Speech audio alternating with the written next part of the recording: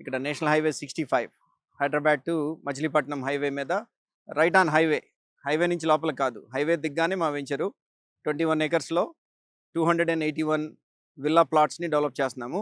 So మేము పెట్టిన price point దీంట్లో ఇన్వెస్ట్ చేసిన వాళ్ళకి నేను కాన్ఫిడెంట్గా చెప్పగలను, నా వెంచరు కంప్లీట్ అయ్యే లోపు, అంటే నేను ఇంకొక 6 to 9 monthsలో నా వెంచర్ మొత్తం కంప్లీట్ అవుద్ది అని అనుకుంటున్నాను. మినిమం 40% ఎప్రిసియేషన్ అనేది కస్టమర్కి వస్తుంది. ఎస్పెషల్లీ రియల్ ఎస్టేట్లో ఇప్పుడు అమరావతి బాగా స్వింగ్లో ఉన్నది, అండ్ అట్లానే మచిలీపట్నం పోర్ట్ వచ్చేసేసి ఇప్పుడు చాలా వర్క్స్ చాలా ఫాస్ట్గా అవుతున్నాయి.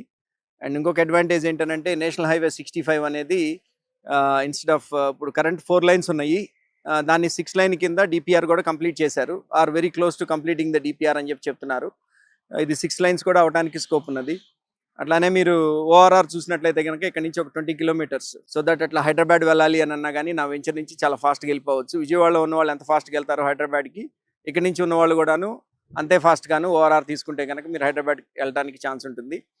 అండ్ దట్టు ఇప్పుడు కొనుక్కుంటే అంటే ప్రైస్ పాయింట్ తక్కువలో ఉన్నది కాబట్టి, మేము స్టార్టింగ్లో ఉన్నాం కాబట్టి ప్రాజెక్ట్ గురించి, ఇప్పుడు కొనుక్కున్న వాళ్ళకి చాలా చాలా చాలా ఎప్రిసియేషన్, నేను చెప్పినట్టు 40% కంటే కూడాను ఎంతో ఎక్కువ ఉండొచ్చు.